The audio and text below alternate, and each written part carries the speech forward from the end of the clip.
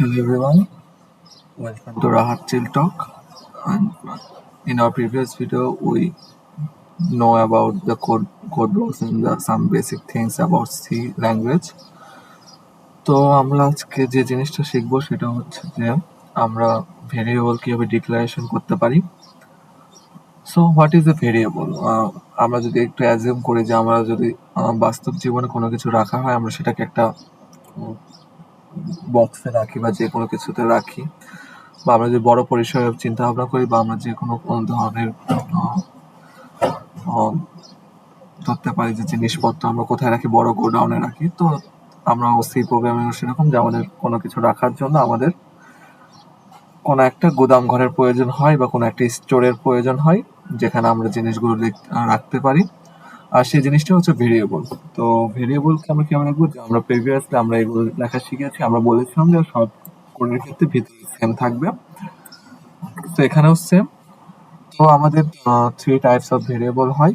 ভেরিয়েবলগুলো কি কি? Integer, float, character. মূলত আরো বিভিন্ন ধরনের হয়, বুলিয়ান টুলিয়ান, কিন্তু আমরা মূলত বেসিক উপায়ে আমরা এই বেসিকে সিতে আমরা এই তিনটা বিষয় শিখবো। ইন্টিজার গুলো কি কি? ইন্টিজার গুলো হচ্ছে যে 1 2 3 4, এগুলো সকল বাস্তব সংখ্যাগুলো হচ্ছে ইন্টিজার। পয়েন্ট থাকবে না, আর ফ্লোটিং থাকবে। যেগুলো পয়েন্ট আকারে আমরা লিখতে পারি সেগুলো হচ্ছে ফ্লোট, যেরকম 1.02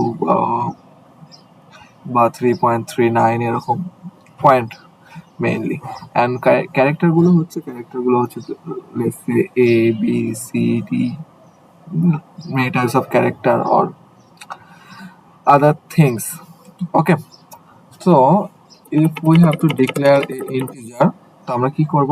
আমরা বাস্তবে যদি কোনো কিছু রাখতে যাই, লেটস আমরা যদি চিন্তা করি যে আমরা একটা গোডাউনে আলু রাখবো, ঠিক আছে? তো আমরা পুরো জিনিসটাকে আমরা আগে কি বলতেছি, এটা একটা হচ্ছে গুদাম ঘর, ঠিক আছে? লেটস সে ইন্টিজার হচ্ছে একটা গুদাম ঘর। আমরা এখানে হচ্ছে কি রাখবো? আলু রাখবো, ঠিক আছে? সো ইন্টিজারটা হচ্ছে আমাদের বলতেছি যে এটা হচ্ছে একটা গুদাম ঘর, কিন্তু কি টাইপের গুদাম ঘর? ইন্টিজার টাইপের গুদাম। ইন্টিজার কি টাইপের? ধর লেটস সে শাকসবজির একটা গুদাম ঘর। সো প্রত্যেকটা গুদাম ঘরে তো একটা নাম থাকে, তো আমরা একটা নাম দেই, যে আমরা একটা নাম নিলাম। লেটস সে আমরা একটা নাম দিতে পারি যে নাম দিয়ে আমি একটা নাম দিলাম। লেটস সে এই গুদাম ঘরের নাম হচ্ছে এনইউএম নাম, ঠিক আছে? এবং এই গোদাম ঘরে আমি কোনো একটা জিনিস রাখবো। সেই গোদাম ঘরে কি রাখবো? লেটস সে আমাদের একটা ইন্টিজার ভ্যালু বসাইতে হবে 3। তাহলে আমরা যদি এটাকে বাস্তবে চিন্তা ভাবনা করি, যে আমাদের একটা স্টোর আছে, এটা কি স্টোর? এটা হচ্ছে ভেজিটেবল টাইপ রাখবে, এবং এই ভেজিটেবল টাইপের গুদাম ঘরে আমি একটা নাম দিব, যেটাকে দিচ্ছি নাম, এবং এর ভিতরে জাস্ট ভেজিটেবল কে রাখতে পারবো, অন্য কোনো কিছু আমি রাখতে পারবো। লেটস সে ধান, পাট, এগুলো আমরা কোনো কিছু রাখতে পারবো। তো আমি যে এটাকে ডিক্লেয়ার করে দিলাম যে এটা একটা ইন্টিজার টাইপের ভেরিয়েবল। তো এই ডিক্লারেশনের ফলে কি হলো, যে এর ভিতরে জাস্ট আমি ইন্টিজার টাইপ মানটাই আমি এটাতে রাখতে পারবো। আমাদের ফার্স্টে লিখতে হবে যে কি টাইপের ভেরিয়েবল। এটা একটা ইন্টিজার ভেরিয়েবল, ইন্টি দিলাম। তারপরে এই ভেরিয়েবলের একটা নাম দিতে হয়, যেটাকে আমি এনইউএম দিলাম, এবং একটা ভ্যালু দিতে হয়, যেটাকে আমি ভ্যালু হিসেবে বসাই দিচ্ছি। এরপর একইভাবে যদি আমি ফ্লোট একটা নেই, ফ্লোটে আমি নাম দিলাম, এবং ফ্লোটের একটা ভেরিয়েবলের নাম দিলাম let's say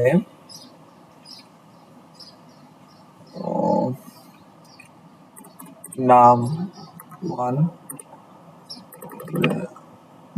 Make it different. Let's make it different, and let's say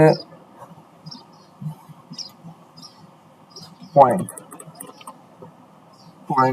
দিলাম। ওকে, এবং আমি একটা ভ্যালু দিলাম 4.36। এই যে আমি একটা ফ্লোটিং নাম্বারটা দিলাম, এই ফ্লোটিং নাম্বারটা কার ভিতরে যাচ্ছে? পয়েন্টের ভিতরে যাচ্ছে। পয়েন্টটা হচ্ছে আমার একটা ভেরিয়েবল, যার কি type variable? Float type variable. এবং ক্যারেক্টার হিসাবে আমি দেখি, ক্যারেক্টারে আমি সি দিয়ে একটা নাম দিলাম, এবং ক্যারেক্টার লেখার জন্য আমার ফার্স্ট ব্র্যাকেটের ভিতর কোনো একটা কিছু লিখতে হবে। লেটস সে আমি ক্যারেক্টার ভিতর কে দিলাম, ঠিক আছে? ওকে, এখন এইভাবে আমি ভেরিয়েবল ডিক্লারেশন করলাম, ভেরিয়েবলের ভিতরে একটা ভ্যালু দিলাম, ঠিক আছে? আমি যদি ভ্যালু এখানে না দিতাম, পরে স্ক্যান করে আমি ইনপুট হিসেবে ভ্যালু নিতে পারতাম, যেটা আমরা পরবর্তীতে শিখবো। এখন আমি ভ্যালুগুলো অ্যাসাইন করে দিয়েছি সরাসরি, এবং প্রত্যেকটা সামনে আমি লিখে দিয়েছি যে এটা কি টাইপের ভেরিয়েবল। এখন আমি যদি এটাকে প্রিন্ট করতে হয়, আমি যদি ইন্টিজার এটাকে প্রিন্ট করতে চাই, তাহলে আমাকে যে জিনিসটা করতে হবে, প্রিন্ট এফ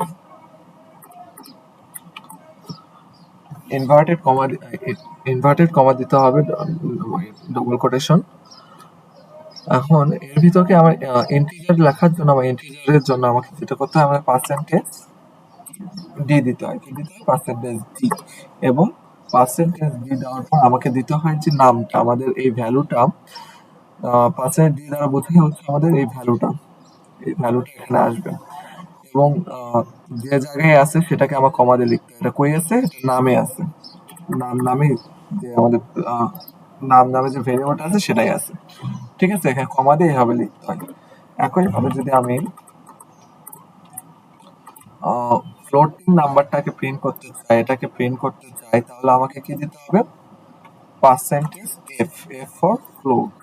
ওকে, এবং এটা কই আছে? পয়েন্টে আছে। পয়েন্টে আমাদের যে নামটা, ভেরিয়েবল নামটা, সেই নামটা আমাকে এখানে দিতে হয়।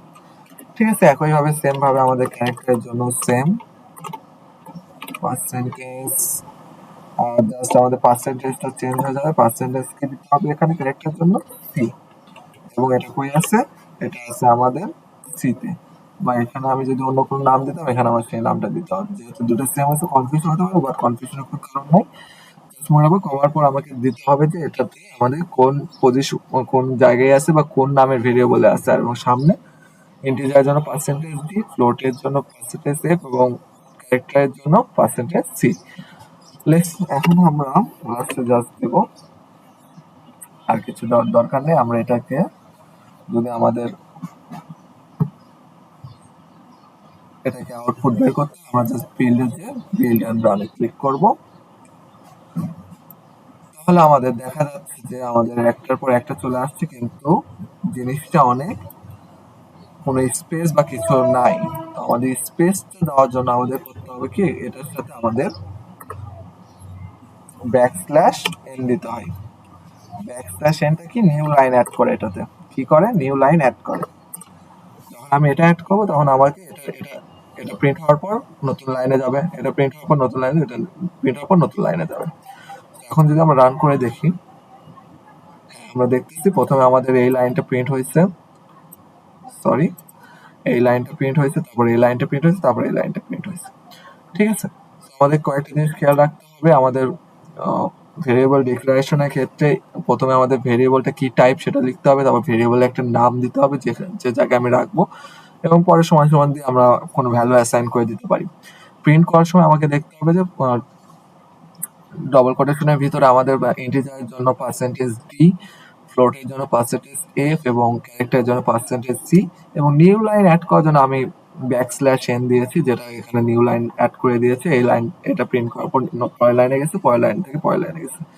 এবং করার পর যেটা আমাদের দিতে হয় সেটা হলো কি, যে আমাদের এই আমরা যে ইন্টিজার প্রিন্ট করতে চাই, যে কোথাকার ইন্টিজার, আমাদের যে নামে আমরা সেভ করেছি সেই নামটা, বা যে নামের ভেরিয়েবল আমরা নিয়েছি সেই নামের ভেরিয়েবলটা আমাকে দিতে হয় এখানে।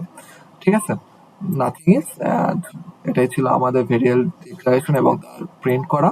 Thank you.